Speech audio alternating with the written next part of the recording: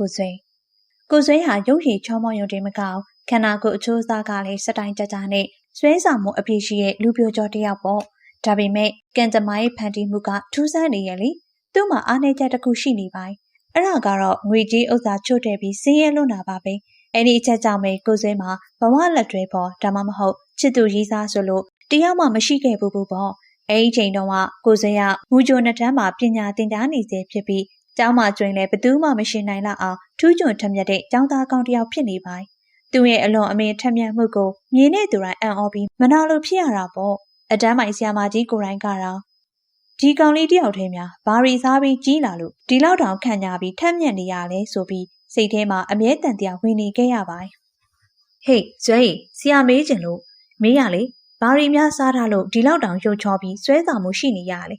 ပြီးတော့ဒီခန်းကြီးကဘသူထက်မဆိုပိုပြီးထက်မြက်နေရလေကွာဆရာအမှန်တိုင်းပြောပြစမ်းပါအာဆရာကြီးကလေငါပြောတီးစားလို့လေဆရာရဲ့ဟေးငါပြောတီးဟုတ်လားမင်းတော့ဘလို့ပြောလိုက်တာလဲဟာကျွန်တော်စတာပါဆရာရဲ့ကျွန်တော်နောက်လိုက်တာပါကိုကျွေးရတော့ကျောင်းမှာဆိုရင်ရုပ်ရည်အချောဆုံးမှာစာလဲတော်တာကြောင့်အားလုံးကကိုကျွေးကိုလေးစားအားကျနေရပါတယ်အဓိကတော့သူ့ရဲ့ဉာဏ်ရည်ထက်မြက်မှုကြောင့်ပါလာတိုင်းလိုအတန်းလေးမှာပထမစုအမြဲရလေးရှိပါတယ်ကိုကျွေးငါတော့နေ့တိုင်းငပြောတီးစားနေရတော့ဘာလို့မထက်မြက်လာရလဲနေ့မှာငါ့ကိုလိန်ထားတိုင်းများရှိနေလို့လားအမလေးမင်းမီရဲ့ငါနေ့ကိုစတာပါငပြောတီးစားတိုင်းညံကောင်းတာမဟုတ်ပါဦးလေးကြလည်းပြောသမျှယုံနေရလားဘလို့ငါ့ဦးလေးလို့ခေါ်လိုက်တာငါမှဘာပြဿနာရှိနေလို့လဲနေအမှန်တိုင်းပြောစမ်းကဲတကယ်သိကျင်ပြီဆိုရင်လည်းအကောင်ကရိုးရိုးတရှင်းပြမယ်နားထောင်တော့လေတကယ်တမ်းတော့လူတယောက်မှာရုပ်ရည်ချောမောယုံငပြောတီးစားယုံနဲ့ညံထက်မြက်မလာပါဘူးအော်အဲ့လိုကိုငါအခုမှပဲသဘောပေါက်တော့တယ်သူတို့စကားပြောနေတော့မှပဲမိမြတ်တယောက်သူတို့ရှိကိုရောက်ရှိလာပါအောင်ဟေးကောင်းပါလေခဏလေးစောင့်ပါအောင်ဘာလဲငါ့ကိုဘာပြောစရာရှိလို့လဲမြန်ပြောလေအစတော့ညှို့ဝှက်ထားမလို့ပဲဒါပေမဲ့အခုတော့မင်းကိုပွင့်လင်းပဲပြောပြတော့မယ်တကယ်တော့လေငါမင်းကိုတကယ်သဘောကျနေရကြပြီကွဟိုလေရက်ကွက်တရားကြီးနာမှနေရဲ့မေးမြက်လေနေနဲ့ငါနေရအတန်းတူတငယ်ချင်းတွေလည်းဖြစ်တယ်မလားရှေ့ကဘာရင်ဒါပြောနေရလဲယူနေပြီလားငါ့ကိုလားစနေရလားဟမ်ရှေ့ကရုပ်ပဲချော့တာငါ့လိုတထေးသမီးမျိုးပိုင်ဆိုင်နိုင်ဖို့အတွက်ပတ်စံမှမရှိပဲနဲ့ရှင်ဘာကြီးလားရောက်နေရလေငါ့ကိုလားမပတ်သက်နဲ့တော့လုံးဝမဖြစ်နိုင် no good ပဲရှင်လုံးစင်းရဲသားတယောက်ကိုငါ့ကိုလာကြိုက်တာဟိုကကျဲစရာကြီးပဲအိုးဟိုမှမြင်ပြီလားငါပြောတာပဲအဲ့ဒါကိုပဲကြည့်တော့သူကမာနကြီးပြီးရောက်ခမကြီးလိုပဲဆိုတာလေငါပြောတာမှန်တယ်မလားသူကနင့်လိုစင်းရဲသားကိုဘယ်သဘောကျမှာလဲအိုးနေဘာလို့နန်းတာလဲမင်းရလဲကွာငါတကယ်ပြောနေရပါတကယ်တော့လေငါရင်ထဲမှာလေမင်းကိုချစ်တဲ့အချစ်တွေအများကြီးရှိပါတယ်ဒါပေမဲ့အဲ့ဒီချစ်တွေကိုဘယ်သူ့ကိုမှမဖော်ပြပဲငါရဲ့ရင်ထဲမှာအမြဲတမ်းတိတ်တဆိတ်ဝတ်ထားခဲ့ရပါဟာကိုစွဲရင်နေရလေလူလာပြီးနောက်ပြောင်နေပြန်ပြီလားတကယ်သဘောကျရင်လို့ပြောပြီးမှအခုတော့လာနောက်နေပြန်ပြီဘယ်လိုလုပ်ပြီးတပြိုင်နက်တည်းအဲ့လိုလုပ်ရလဲဟမ်ကဲအဲ့ဒါဆိုရင်ငါရဲ့အချစ်ကိုလက်ခံပါလားမခံဘူးလားအမှန်တိုင်းပြောစမ်းပါကွာအင်းလေနေရအဲ့လိုတောင်းဆိုလာမှတော့လေလက်ခံလိုက်ပါရဲ့လက်ခံလိုက်ပါပြီတော့ဟေးတကယ်ကြီးလက်ခံလိုက်တာလားဟာဟေ့ကောင်သွားပြီဟေးအောင်မြင်သွားပြီ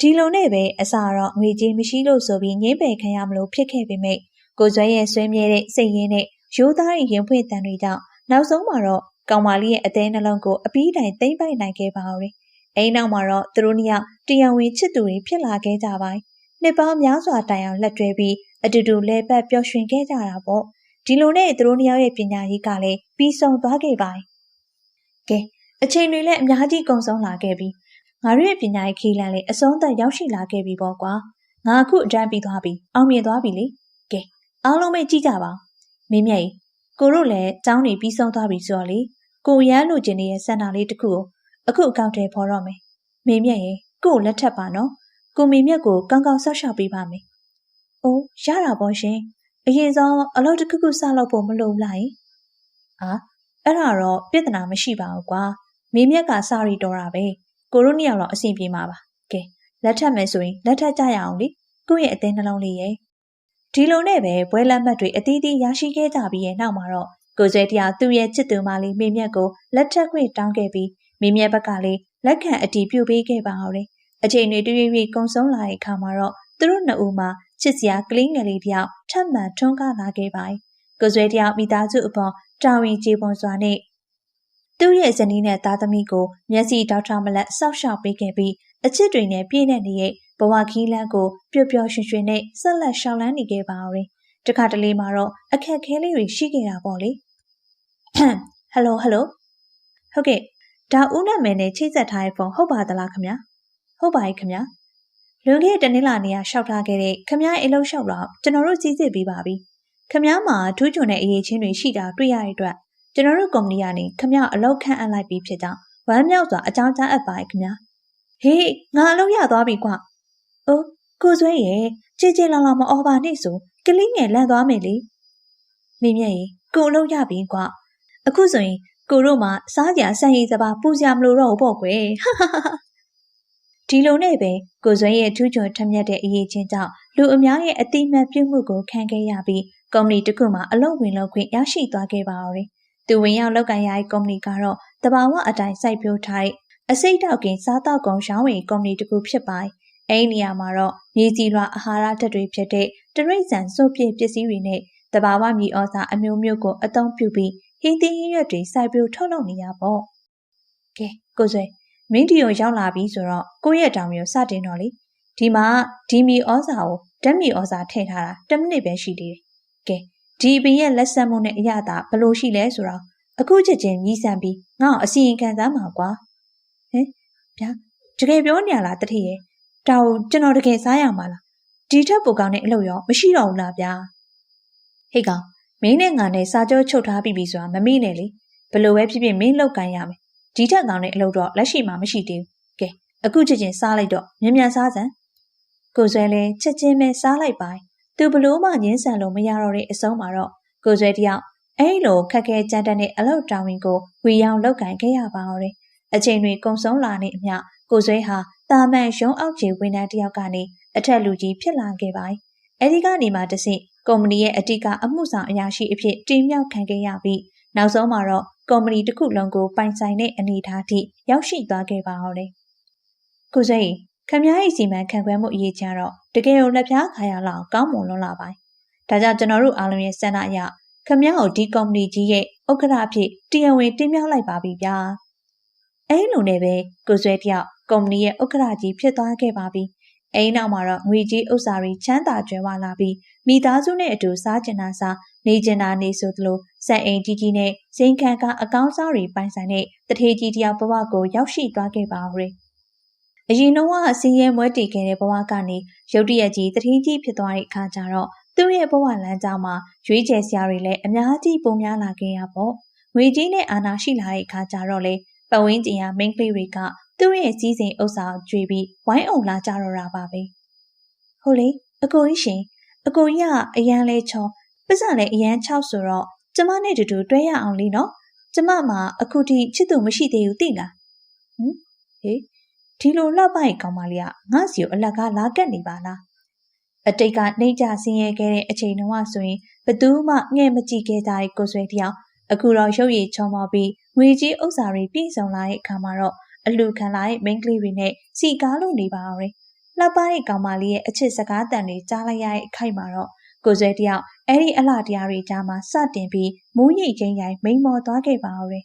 ။အိုးကောင်းပြီလေတကယ်လို့မင်းကအဲ့လိုစန္ဒရှိရဆိုရင်တော့ကိုတို့ချက်ချင်းလက်ထပ်ကြရအောင်လေသဘောတူပါရဲ့ကွာ။ကိုဆွဲရအတင်စားကိုသူ့အိမ်ခေါ်သွားခဲ့ပါ။အိမ်ကိုပြန်ရောက်တဲ့အခါမှာလေအရင်တုန်းကစင်းရဲပင်ပန်းနေချိန်တွေမှာသူ့ဘေးနားမှာအမြဲတမ်းရက်တီပေးခဲ့ပြီးအတူတူရုန်းကန်ခဲ့ရတဲ့မူလဇနီးတဲ့မိမြရဲ့ကျေးဇူးတရားတွေကိုလုံးဝမထောက်တော့ပါဘူး။ကိုပိုင်စည်းစိမ်ဥစ္စာတွေယာထုတွေနဲ့အာဏာတွေကိုအပြည့်အဝရှိလာတဲ့အခါကျတော့အရင်တုန်းကအတူတူကြော်ဖြတ်လာခဲ့ပိုးတဲ့တမိုင်းကျောင်းတွေကိုခြေနဲ့ပြစ်ကန်ပြီးမိမဟောင်ကိုရရက်ဆက်ဆက်စွန့်ပစ်ဖို့ဆုံးဖြတ်လိုက်ပါတော့တယ်။မိမြကြီးကိုရုံးမြောက်လမ်းခွဲကြပါစို့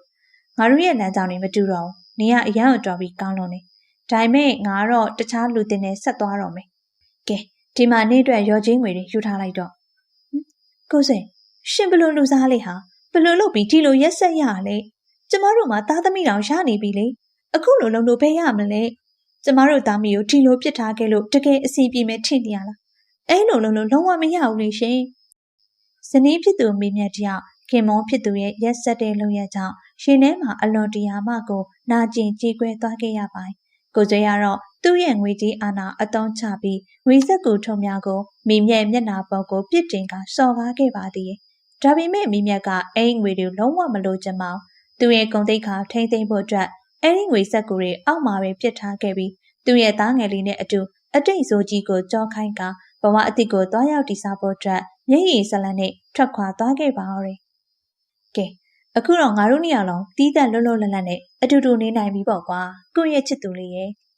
ဒီလိုနဲ့ပဲရိုးသားဖြူစင်တဲ့မူလာဇနီးတဲ့နဲ့သားငယ်လေးကိုရရက်ဆက်ဆက်ကြောခိုင်းစွတ်ပစ်ခဲ့ပြီးနောက်မှာတော့ပျော်ပျော်ပါပါဆက်လက်နေထိုင်သွားခဲ့ပါတော့တယ်။ညီမလေးဒီမှာလာထိုင်လေ။ဟုတ်အကိုကြီးရဲ့ဘာအဲ့လောက်တောင်ငေးကြည့်နေရလဲရှင်။ကိုဆွေဟုတ်ကောင်းမလေးရဲ့မင်းရတကယ်ချောမောလှပလုံးပါရဲ့ကိုတို့ချင်းချင်းလက်ထပ်ကြရအောင်နော်ကိုမီးကိုတကယ်သဘောကျသွားပြီးလက်ခံပေးပါကွာအဲ့လိုနဲ့ပဲကိုဆွေတယောက်ငွေကြီးနဲ့အာနာရှိလာတဲ့အခါမှာမိမတွေအဝေစားလဲသလိုအလွယ်တကူလဲလှယ်လာခဲ့ပါတော့တယ်အရင်တုန်းကသူ့အတွက်ဒုက္ခပေးခဲ့ကြတဲ့ဘသူရဲ့ကျေးဇူးတရားကိုမှမထောက်တော့ပဲကိုရဲ့ခဏတာလိုချင်တက်မှတ်မှုနဲ့ပျော်ရွှင်မှုကိုသာအဓိကထားပြီးမိမတွေကိုအဆက်မပြတ်လဲလှယ်နေခဲ့ပါတော့တယ်အဲ့လိုနဲ့အချိန်တွေကုန်လာနေအမျှသူ့ရဲ့အရှုပ်တော်ပုံတွေကနေကျော်ပြန့်နှံ့သွားခဲ့ပြီးလူတိုင်းကသူ့ကိုမရေငယ်ပေါင်းပြားစွာနဲ့ဘဝပြတ်သူဆိုပြီးနာမည်ကြီးလူဆိုးကြီးတယောက်လိုဖြစ်သွားခဲ့ပါတော့တယ်။အဲဒီလိုနဲ့တနေ့မှာတော့သူ့ရဲ့ကုမ္ပဏီတဲကိုအလုပ်သစ်ဝင်လို့ပို့ရောက်ရှိလာတဲ့ကောင်မလေးတယောက်ရှိနေပါ။အဲဒီကောင်မလေးကလည်းသူ့ရဲ့စံနှုန်းသတ်မှတ်ချက်နဲ့အကိုက်ညီဆုံးဖြစ်ပြီးအလွန်တရာမှကိုမျက်စိပတာတာရှိလာတဲ့ချောမောသူလေးဖြစ်နေရပေါ့။ဒါပေမဲ့ထူးဆန်းတာကအဲဒီကောင်မလေးကအရင်ကမိန်းကလေးတွေလိုသူ့ရဲ့ငွေကြေးကိုအယုံကြည်မရှိသူ့ကိုလုံးဝလှည့်တော်မကြည့်ပဲအေးဆက်ဆက်လုပ်နေခဲ့တာပါပဲဟေးမင်းလေးကတော်တော်လှတာပဲကွာကိုယ့်ရဲ့ဇနီးဖြစ်လာဖို့အတွက်ဘလို့လဲစိတ်ဝင်စားရဲ့လားကို့မှာပတ်စံတွေအမြောက်များရှိတယ်ဇိမ်ခံကားကောင်းတွေလည်းအများကြီးပိုင်ဆိုင်ထားရလေကဲကိုတို့ချင်းချင်းလက်ထပ်လိုက်ကြရအောင်ကျောင်းမှန်ပါရှင်ကျမကဒန်းတူညီမျှမှုမရှိတဲ့တာမန်ရုံအောက်ခြေဝန်ထမ်းလေးတယောက်ပါအခုလိုမြင့်မြတ်တဲ့ဥက္ကဋ္ဌကြီးနဲ့ဆိုရင်လုံးဝမထိုက်တန်ပါဘူးရှင်မင်းကငါ့ရဲ့ကံလန့်ဖို့တကယ်ပဲငင်းပယ်လိုက်တာလားဟုတ်ပါရဲ့ရှင်ကျမအလုပ်ဆက်လုပ်စရာရှိသေးလို့ခွင့်ပြုပါအောင်နော်တသက်တာလုံးဘယ်မင်းကလေးစီကမှငင်းပယ်ခံရလေမရှိရဲ့ကိုယ်ဆွဲတယောက်တော့ဒါဟာအလွန်တရာမှထူးဆန်းပြီးအံ့ဩစရာကောင်းတဲ့အဖြစ်အပျက်တစ်ခုဖြစ်သွားခဲ့ပါအဲဒီလိုလွယ်လွယ်နဲ့လက်မခံပဲမာနာလေးနဲ့ညှင်းဆန်တတ်တဲ့အမှုပြကသူ့ရဲ့ရှင်ထဲမှာအဲဒီကောင်မလေးအပေါ်တက်မှတ်တဲ့စိတ်တွေကိုပိုပြီးတိုးပွားလာစေခဲ့ပါတော့တယ်လာလေးမေသွားကြစို့ဟုတ်ကဲ့ပါခဏလေးစောင့်ပါနော်လာပါပြီအဲ့လိုနဲ့ကိုဆွဲတယောက်အလုံစင်းချိန်ရောက်တာနဲ့အဲ့ဒီကောင်မလေးရဲ့နောက်ကိုတကားကောင်းလိုက်ပြီးချွဲနွယ်ဖို့ကြိုးစားပါတော့တယ်။အိုးဝဲလာပြန်ပြီလားရှင်ကျမဒါတွေမလိုပါဘူး။ယူထားလိုက်ပါမေကိုလန်းကြုံတာနဲ့ဝဲလာတာပါ။မေလာလေထမင်းစားကြရအောင်။လာပါပြီရှင်။ကိုဆွဲတယောက်မေကြီးကိုလာခေါ်သွားလို့ဒေါသထွက်သွားပါ။သွားပြန်ပြီစကားတော်ကောင်းကောင်းမပြောလိုက်ရအောင်။သူတို့နှစ်ယောက်ကနေများရင်ထင်တယ်။ဟိတ်ကောင်ခဏလေးလာစမ်းမအောင်ကွာမင်းဒီလမ်းစားမော်ဒယ်ဆိုင်ကယ်အကြီးကျိုးလိုချင်သလားဟမ်ဗျာဒီဆိုင်ကယ်ကျိုးကျွန်တော်လိုချင်တာပေါ့ဌာနမှုရဲ့အရန်မိုက်တာပဲဘာလို့လဲဗျကဲအဲ့ဒါဆိုရင်ငါတို့ဂိမ်းတစ်ခုလောက်ကစားကြရအောင်ကွာမင်းသာနိုင်သွားရင်ဒီဆိုင်ကယ်ကြီးကိုမင်းကိုလုံးဝလက်ဆောင်ပေးမယ်ဘလို့လဲစိတ်ဝင်စားရလားတကယ်ပြောနေလားတတိကြီးနိုင်တကယ်ပြီးမှာလားတေချာပေါက်ပြီးမှာပေါ့ကွာဒါပေမဲ့ကိုယ့်ဘက်ကလည်းစီကံချက်တစ်ခုတော့ရှိတယ်တကယ်လို့ငါသာနိုင်သွားခဲ့မင်းပိုင်ဆိုင်သမျှတွေကဘာမဆိုငါတောင်းတာမင်းပေးရမင်းရဲ့ငွေကြေးဥစ္စာတွေတော့မဟုတ်ဘူးပေါ့လေကဲသဘောတူရဲ့လားဟာဟုတ်ကဲ့ဘာမှန်းတော့မသိပေမဲ့ကဲကစားကြတာပေါ့လေဘလို့လုပ်ရမလဲကဲဒီတင်းငါးပြကိုငါလီထဲပြစ်တင်မယ်အကယ်၍ကောင်းထွက်ရင်မင်းဒီဆိုင်ကယ်ကိုယူသွားတကယ်လို့ပန်းထွက်ပြီးငါနိုင်သွားရင်တော့မင်းရဲ့အဲ့ဒီဇနီးချော်လေးငါ့ကိုပေးရမယ်ကဲသဘောတူတယ်မဟုတ်ဟုတ်ကဲ့ကောင်းပြီလေသဘောတူတယ်လောင်းကြတာပေါ့အဲ့လိုနဲ့နှစ်ဦးသားသဘောတူညီချက်ရသွားကြပြီးရဲ့နောက်မှာတော့ကိုကျွေးတယောက်တင်းငါးပြကိုလေထဲကိုပြစ်တင်လိုက်ပါတော့တယ်။အိုးရှုံးသွားပြီ။ဟာမြင်ပြီလားငါပဲနိုင်သွားပြီကွ။ပန်းထွက်တာကိုကြည့်စမ်းငါပဲနိုင်သွားပြီ။အိုးမဖြစ်နိုင်တာဘလို့လို့ပြီးဒီလိုဖြစ်ရလဲ။ကဲမင်းရှုံးသွားပြီဆိုတော့ဂရိအတိုင်းမင်းရဲ့ဇနီးတဲ့ငါစီအပ်လိုက်တော့မင်းရဲ့အသေးနှလုံးငါ့ကိုပေးရတော့မယ်ဟိတ်ကောင်ကြီး။ရှင်ဘိုင်လာပြောနေရလေရှင်ဘိုင်လုံးလိုက်တာလေရှင် ကျမဘလို့လုပ်ပြီးလောင်ကစားကြီးအနေနဲ့ပေးလိုက်ရလေကျမတို့ဘာလုပ်ကြရတော့မှလဲကဲပြောမနေနဲ့တော့လာခဲ့ပါတော့ကွာကိုတို့သွားကြရအောင်ဒီချမ်းစပြီးမင်းနဲ့ကိုနေကတရားဝင်ဇနီးမယားတွေဖြစ်သွားပြီပဲဘာမှစိတ်မပူနဲ့တော့ကိုတီချာစောက်ရှောက်ပေးပါမယ်ဖဲစမ်းမှာကျမအဲ့လိုမခေါ်နဲ့ရှင့်ကိုဘသူကဇနီးမယားလုပ်ချင်လို့လဲမင်းကငါ့ကိုအဲ့လိုညင်းဆန်နေရတာကဲတကယ်လို့မင်းသာငါရဲ့ဇနီးမယားအဖြစ်မနေချင်ဘူးဆိုလဲအခြားရွေးချယ်ကြလမ်းတစ်ခုရှိသေးတယ်မင်းရဲ့ခင်မွန်းတယ်နဲ့အတူအပြင်ကိုထွက်ပြီးပြည့်တစားလမ်းကြားပေါ်မှာအလုပ်လုပ်ပြီးအသက်ဆက်ကြတာပေါ့ကွာဘလို့လဲနှစ်ခုတည်းတစ်ခုရွေးလိုက်တော့နောက်ဆုံးမှာတော့ဝမ်းနဲ့ကြေကွဲစွာနေပြီကိုဆွဲရဲ့တောင်းဆိုမှုကိုအလိုမတူပဲလက်ခံလိုက်ရပါအောင်တယ်ဒီလိုနဲ့ပဲမိတယောက်ကိုဆွဲရဲ့အိမ်ကိုအတင်းကျပ်ခေါ်ဆောင်သွားခြင်းခံခဲ့ရပါတယ်အဲဒီနောက်မှာတော့အသိရောက်လာမိရီကကိုဆွဲရဲ့အိမ်ကိုအစားစားအရာရာတာဝန်ယူပြီးလုပ်ကင်ပေးခဲ့ပါတယ်ထမင်းချက်အိမ်တန်းရှိလို့ခြေထောက်နေပြီးတာအစအိမ်မှုကိစ္စအဝဝကိုစိတ်ရင်းမှန်နဲ့အကောင်းဆုံးစောက်ရှောက်ပေးခဲ့ပါအောင်တယ်တသက်တာလုံးမှာဒီလိုတစ္ဆာရှိပြီးအနစ်နာခံတဲ့မိမမျိုးတခါမှမတွေ့ဘူးခဲ့တဲ့ကိုဆွဲတယောက်ဒီတခါမှာတော့တကယ်ကိုအံ့ဩမြင့်သက်သွားခဲ့ရပါရဲ့သူမတရားလူယူခဲ့ရတဲ့မေရီဟာသူ့အပေါ်ဘာလို့ဒီလောက်တောင်အနစ်နာခံပြီးအကောင်းဆုံးတွေလုပ်ပေးနေရလဲဆိုတာကိုသူလုံးဝမတွေးမိခဲ့ပါဘူးဒီလိုနဲ့ပဲကိုဆွဲတယောက်အဲဒီကောင်မလေးရဲ့တိမ်မွေးတဲ့အပြုတ်မှုတွေရှင်ကြီးလိမ်မာတဲ့ဟန်ပန်တွေအပေါ်မှာလုံးဝယုံကြည်သွားခဲ့ပါရဲ့အဲဒီနောက်မှာတော့သူရဲ့ဘဝမှာပထမဆုံးအကြိမ်ဖြစ်တခြားဘသူကိုမှမကြည့်တော့ပဲဒီမိန်းမတယောက်တည်းနဲ့ပဲဘဝကိုအဆုံးသတ်တော့မယ်လို့ဆုံးဖြတ်လိုက်ပါရဲ့မေရီကိုတို့တစ်သက်လုံးအတူတူနေကြရအောင်လေကိုတခြားဘယ်မိန်းကလေးကိုမှထပ်ပြီးမကြည့်တော့ပါဘူးကိုရဲ့ပိုင်ဆိုင်မှုတွေအိမ်တွေဇိမ်ခံကားတွေကုမ္ပဏီရှယ်ယာအားလုံးမေရီရဲ့နာမည်နဲ့လွှဲပြောင်းပေးလိုက်ပြီနော်အခုဆိုရင်အားလုံးကမေရီပိုင်ဆိုင်မှုဖြစ်သွားပြီဒါဆိုရင်မေရီစိတ်ချရပြီပေါ့ကိုတခြားဘသူစီကိုမှသွားမှာမဟုတ်တော့ပါဘူးကွာအော်ဟုတ်လားရှင်ကျေးဇူးတင်ပါတယ်နော်ကိုပိုင်လာပါအောင်ရှင်မင်းတို့ဘလို့လုပ်ပြီးရောက်လာကြတယ်ဒီမှာဘာဖြစ်ညာလဲမေဒီလောက်တောင်တုံးအားတဲ့အယူကောင်ရဲ့နေတကယ်ပဲငါ့ကိုအမျိုးသမီးချင်းလို့ထိနေရလားငါတို့အားလုံးစောင့်တိုင်းခဲ့ရအချိန်တန်ရောက်လာပြီနေငါတို့ရဲ့ဘဝကိုဖျက်ဆီးခဲ့တယ်လို့လေအခုတော့ငါတို့လည်းနင့်ကိုအစနာမကြံပြန်ပြီးလက်စားချီနိုင်ခဲ့ပြီဟိမဖြစ်နိုင်တာဒါမှုသားတွေပါမလုပ်ပါနဲ့ငါပစ္စည်းတွေငါကုမ္ပဏီတွေငါ့ကိုပြန်ပေးပါမလုပ်ကြပါနဲ့တော့တကယ်တမ်းမှာတော့မေရီတယောက်ကိုဆွဲရဲ့အိမ်မှာအကောင်းဆုံးအိမ်မှုကိစ္စတွေလုပ်ပေးပြီးအနားမှာနေခဲ့တာဟာမေတ္တာစင်နဲ့မဟုတ်ပါဘူးအရင်တုန်းကကိုဆွဲရဲ့မာယာညံစင်လိမ့်လည်မှုကြောင့်ပြိုလဲခဲ့ရတဲ့သူတို့ရဲ့ဘဝအတွက်လက်စားချေဖို့တနည်းအားဖြင့်တရားဝင်ဥပဒေအကြောင်းအရပိုင်ဆိုင်မှုတွေအားလုံးကိုလိမ်လည်လှည့်စားဖို့အသိမ်းပိုက်ခံရအောင်လှုပ်ဆောင်ခဲ့တဲ့အစီအစဉ်ကြီးတစ်ခုပဲဖြစ်ပါရဲ့။တစ်ချိန်ကနာမည်ကြီးကုမ္ပဏီဥက္ကဋ္ဌကြီးငွေကြီးဥစ္စာတွေနဲ့ဇိမ်ခံကားတွေပိုင်ဆိုင်ခဲ့မှုတဲ့ကိုယ်စားတယောက်အခုတော့လက်ထဲမှာဘာဆိုဘာမှမကြံတော့ပါဘူး။အိမ်တွေဇိမ်ခံကားတွေငွေကြီးတွေနဲ့ကုမ္ပဏီပိုင်ဆိုင်မှုတွေအားလုံးဟာတခြားသူတွေရဲ့လက်ထဲကိုအပြီးပိုင်ရောက်ရှိသွားခဲ့ပါပြီ။တောင်းပန်ပါခင်ဗျာ။ကျွန်တော်မှလောက်ရအလုပ်လေးတစ်ခုလောက်ရှိပါအောင်မလားခင်ဗျာဟိတ်ကောင်ထွက်သွားစမ်းနင့်ရဲ့အကျင့်စရိုက်ဆိုတွေကြောင့်လူတိုင်းရဲ့နင့်ကိုရုံးရှာနေကြပြီဒီမှာလုံးဝအလုပ်မရှိဘူးထွက်သွားစမ်း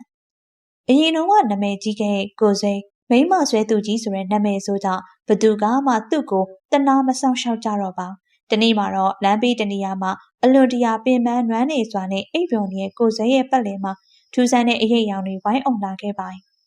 သူကတော့သူ့ကိုကူညီမဲ့သူတွေရောက်လာပြီလို့ထင်ခဲ့တာပေါ့ဒါပေမဲ့တကယ်တမ်းမှာတော့အဲ့ဓာရီဟာအရင်တုန်းကသူ့ရက်ရက်ဆက်ဆက်စွန့်ပစ်ခဲ့မှုတဲ့သူ့ရဲ့ဇနီးဟောင်းတွေအားလုံးဖြစ်နေပါရဲ့ဟင်မင်းတို့ဘလို့လုပ်ပြီးဒီကိုရောက်လာကြလဲသူ့ကိုရိုက်ကြစမ်းကိုဆွဲတယောက်ရင်ထဲမှာနာကျင်ကြေကွဲပြီးအကူကြီးတောင်းဖို့အတွက်တယောက်ထဲသောလူတစ်ယောက်ကိုသာအမှတ်ရလာခဲ့ပါရဲ့အဲ့ဒါကတော့အရင်တုန်းကသူ့ရဲ့အဆိုးဆုံးအချိန်တွေမှာဘေးနားမှာအမြဲတမ်းရက်တီပေးခဲ့မှုတဲ့ပထမဆုံးဇနီးတဲ့မင်းမြတ်ပါပဲမင်းမြတ်ရှားရလားကျေးဇူးပြုပြီးကို့ကိုကူညီပါအောင်ကိုအရန်နာကျင်နေရပြီဘသူ့မှလည်းအားကိုးလို့မရတော့မင်းမြတ်ကို့ခဲ့ပါအောင်ကိုဆွဲနေဒီကိုဘာလာလောက်တာလဲငါစီကိုဘာလာလောက်ဖို့ထက်လို့သေးလို့လဲမင်းမြတ်တောင်းပန်ပါတယ်ကို့ကိုကူညီပါအောင်ကိုတကယ်ဒုက္ခရောက်နေပြီဟိတ်ကထွက်သွားစမ်းကွာမင်းငါသမီးလေးကိုလာပတ်သက်စရာမလိုမင်းမြတ်တကယ်အစိုးရလာတဲ့တန်ခတ်မှုတွေနဲ့အတူကိုကျွဲတယောက်ဘဝရဲ့အသင်ပြဆုံးသင်ခန်းစာကိုခါးသီးစွာရရှိသွားခဲ့ပါရဲ့ ငွေကြေးလက်လာပရာထူးကွန်ထရက်ဆိုလို့ဘာဆိုဘာမှမရှိတော့ဘဲနာမည်ဆိုနဲ့အသက်ထွက်သွားရပါတယ်အခုလိုမျိုးစိတ်ဝင်စားစရာကာတွန်းပုံမြင်လေးတွေကိုကြိုက်နေတဲ့တဲ့ဆိုရင်တော့ကျမရဲ့ channel လေးကို like and subscribe လုပ်ထားဖို့မမေ့ပါနဲ့နော်နောက်ထပ်လည်းစိတ်ဝင်စားဖို့ကောင်းတဲ့ဗီဒီယိုလေးတွေနဲ့တူပြန်လာခဲ့ပါမယ်အခုတော့အားလုံးနှုတ်ဆက်ခဲ့ပါရှင်